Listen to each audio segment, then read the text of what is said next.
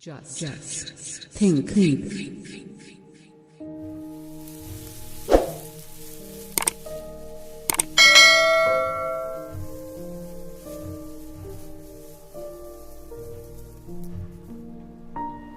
गुलामगिरी, slavery. परिच्छेद 5।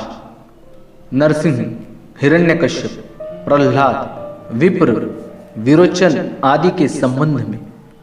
भाग 1। ढोंडीराव। वराह के मरने के बाद द्विज लोगों का मुखिया कौन हुआ? ज्योतिराव। नरसिंह। ढोंडीराव। नरसिंह स्वभाव से कैसा था? ज्योतिराव। नरसिंह स्वभाव से लालची, धोखेबाज, विश्वासघात करने वाला, विनाशकारी, क्रूर और भ्रष्ट था। वह शरीर से बहुत मजबूत और बलवान था। ढोंडीराव। उसने क्या क्या किया था? ज्योतिराव। सबसे पहले उसके मन में हिरण्यकश्यप की हत्या करने का विचार आया। उसने यह अच्छी तरह समझ लिया था कि उसकी हत्या किए बगैर उसका राज्य उसे मिलने वाला नहीं था। उसका अपना दुष्ट उद्देश्य सफल हो, इसके लिए उसने गुप्त हरकतें करना शुरू कर दिया। उसने अपने एक द्विज शिक्षक के माध्यम से हिरण्यकश्यप के बेटे प्रहलाद के अबोध मन पर अपने धर्म सिद्धांत थोपना प्रारंभ किया। इसकी वजह से प्रहलाद ने अपने हर नाम के कुल स्वामी की पूजा करना त्याग किया। बाद में हिरण्यकश्यप ने प्रहलाद के भ्रष्ट हुए मन को पुनः अपने कुल स्वामी की पूजा करने के लिए अनुकूल करने की दृष्टि से हर तरह की कोशिश की, लेकिन नरसिंह की ओर से प्रहलाद को भीतर से मदद होने के कारण हिरण्यकश्यप के सारे प्रयास बेकार गए। अंत में नरसिंह ने उस अबोध बालक को अपने बहकावे में लाकर उसका मन इस तरह से भ्रष्ट कर दिया कि वह अपने पिता की हत्या कर दे।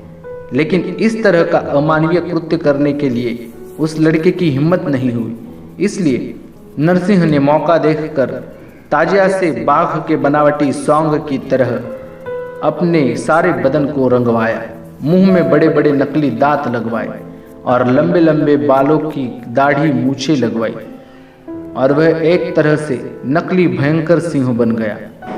यह सारा सौंग छुपाने के लिए नरसिंह ने जरी से बुनी हुए ऊंचे किस्म की साड़ी पातल पहन लिया और सती की तरह अपने मुंह पर लंबा चौड़ा घूंघट डालकर बड़े ही नखरेल ढंग से झूमते लहराते हुए बच्चे की मदद से एक दिन उसके पिता द्वारा बनवाए विशाल मंदिर में, जहां खंबा का तांता लगा हुआ था, वहां जाकर चुपके से खड़ा हो गया।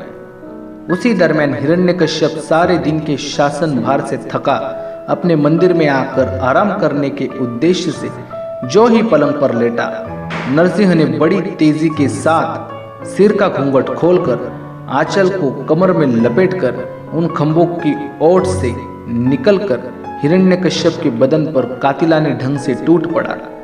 उसने अपने हाथ की मुट्ठी में छिपाए हुए बाघ नख से उसके पेट को फाड़ दिया।